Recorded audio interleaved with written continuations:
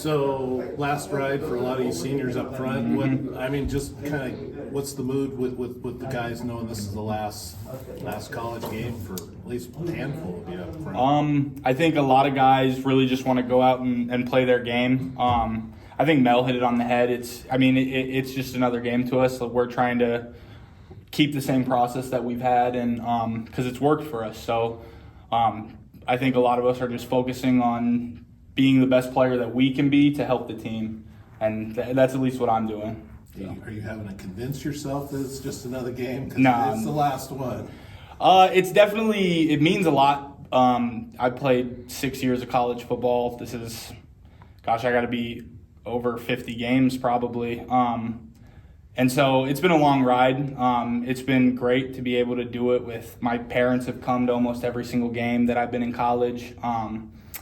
And so that's been a blessing. I've had a lot of family be able to watch it. I'm going to have some more family down there in El Paso watching. So it's been a blessing for that.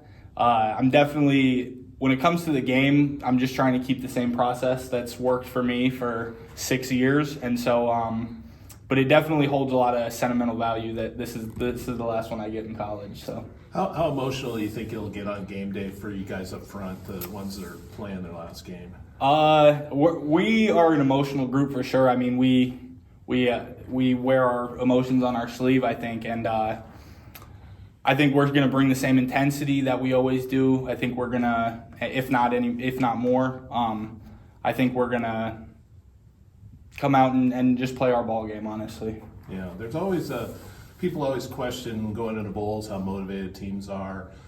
Given what you guys have gone through this last month, what would you say is the level of motivation for you guys? Oh, the motivation is definitely high.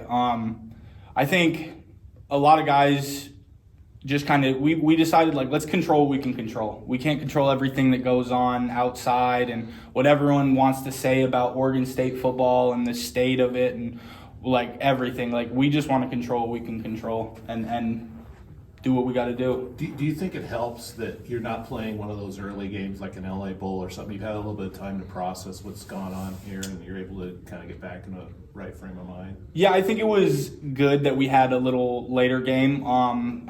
That immediate week after had a lot of people feeling certain ways, and understandably. But, I mean, at the end of the day, college football now is more business than it's ever been. And so you just got to look at it like that, and we got a job to do. So we're going to go out and do it. Given how long you've been here and everything that went down over the last month, how did you go about handling it? Was there a certain amount of time that you took to sit with it, and when was the moment that you said, okay, I'm going back into it?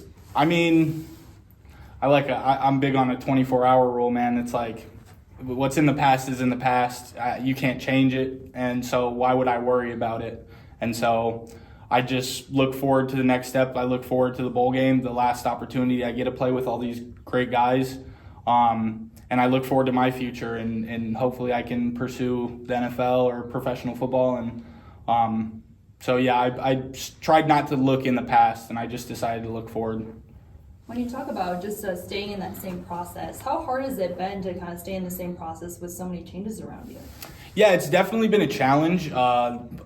In the D-line room, our coach left. Nothing like I'm happy for him. He's going to be able to continue coaching at Michigan State, but it definitely, we didn't have a coach, so we took it a lot on the older guys to try to coach up and take a lot of that weight on our shoulders, because Coach Yams, our GA, he's done a phenomenal job, but I mean his workload is crazy. So I think a lot of us have really taken it on our shoulders and tried to ease the process for everyone involved.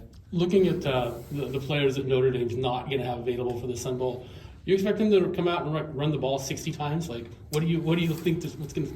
I expect them to remain their same identity. Things are going to be different, obviously. If a good coach is going to adjust that, and so a good defense, we got to adjust on the fly as well. So I expect them to have the same identity, but I'm not expecting everything that happened in the 12 games that we get to watch them. curious if you had any sort of hand at all in getting Nick Norris here. I guess kind of my retweet, but I mean, he did it himself. That kid's a phenomenal ball player. I'm super excited for his future, and he absolutely deserves it. I wanted him to come here for sure. I think he can prosper here. He can become an even better football player than he already you is. guys played a year together? I actually hosted him on his visit to Northern Colorado back when I was like a sophomore or a junior, I think, and yeah, he was still in high school. So we played together for about 2 years, and then that's when I hit the portal.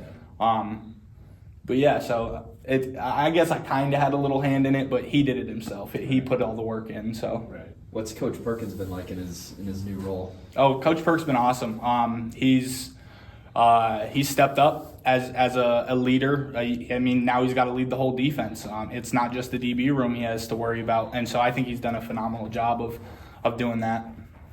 You just talked about the team just being player-led. I mean, that's really been a message we've heard from the coaches all season, especially now when there is so many changes, especially in the coaches. Do you see kind of the guys like you out really leading this team into the bowl game? Oh, absolutely. I think that's been how it was the whole year, though. That's one of our pillars of this team is being player led, and so I think we did a good job of that this whole year, and we just kind of had to really go double time once all the changes happened, and we really needed to step up as leaders on the team. And kind of when you just reflect on your whole college football career, everything that you've been through, what do you think about? What are you most proud of? Oh man, I am most proud of my teammates, honestly. I've been able to play with phenomenal people, and we've been able to do amazing things. Last year we were I think we were the third 10-win program in Oregon State history. So, I mean, that was something to be super proud of. I'm super proud of us this year. I think we battled through a lot of adversity, especially what we're going through right now. But, even before that, injuries and a whole bunch of stuff that you got to deal with as a football team. And I think that's what I'm most proud of is how we handled our adversity. There are a lot of. Go ahead, Steve. Going back to the process, when you also are playing a team where you're not sure, what they're gonna exactly look like, you don't have a lot of film to go off of. Does that make it harder for you? Does your focus maybe more so in the game, making in-game adjustments depending on what they do? How hard is that preparation? I know you prepared for another bowl game, but I think the preparation's relatively the same. Now it's just we can't assume everything's going to happen the way that it's happened in their 12 games that they've played. So, like I said, I think they're still going to be the same. They're going to be Notre Dame. They're going to have their identity, but good coaching is going to utilize the players that they have, and it's going to be a little bit different. What advice would you give to a bunch of new kids that are becoming Beavers today? Oh man, go hard. Enjoy your time. This is the best decision I've ever made is coming to Oregon State, without a doubt. It changed my life.